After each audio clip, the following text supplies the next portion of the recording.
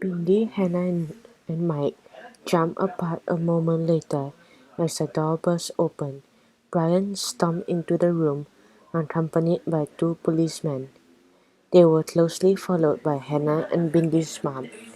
Mike hid the camera beneath the jacket and pretended to clean up the breakfast trays. What is What's been going on? Terry rushed over to Bindi and gave her a hug. We got a call from the police saying you were being held here for questioning. We've just seen Tabu. He is outside with Robert and the horses, but he couldn't tell us what had happened. Tristan checked in with Hannah. Are you okay, darling? Hannah smiled. I am fine, Mom. Bindi was all business. It's fine. We are fine. It's more like a case of mistaken identity. Brian tried to take control of the situation. You're lucky I haven't pressed charges. Justin looked concerned.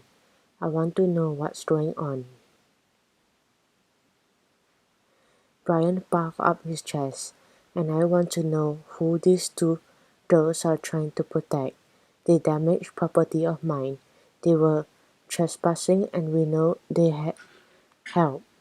Terry bristled. She turned on Brian.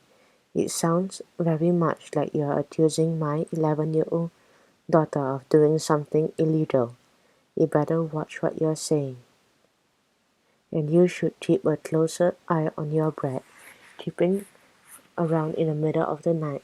This is how serious operations are running here. It is no place for helpless little girls. That last statement seemed to suck the air out of the room. Tristan, Terry, Bindi, and Hannah all looked furious. Bindi took a deep breath. Mom, he's right. What do you mean? Questioned Terry. Bindi turned to the police. Look, I know I'm just a helpless little girl, but I know this is a serious operation. Brian's running. Brian relaxed a little. About time I've shown some respect, but it's not a sanctuary. In fact, it's the opposite of a breeding sanctuary. Big game hunters are paying money to hunt these beautiful creatures for sport. Bindi pointed to the poster on the wall, and Mike here has proof. All eyes turned to Mike, who was hovering in the corner. He nodded his thanks to Bindi and spoke. Bindi is telling the truth. A couple of colleagues and I have been collecting proof after hours. Mike looked Brian in the eye. What you're doing is despicable. Brian yelled at Mike. This is outrageous. I refuse to stand here and be accused of such nonsense. He pointed to Mike. Take this man and these two brats away and arrest them.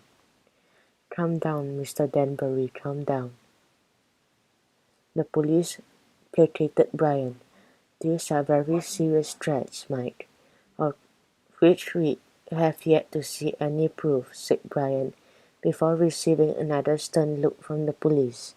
Hannah pointed to the bulge under Mike's jacket. I think the pics on the camera might be the proof we are looking for. Brian watched with suspicion as Mike pulled out the camera. But my dad said that camera was smashed. He gulped as he realized what he had just said.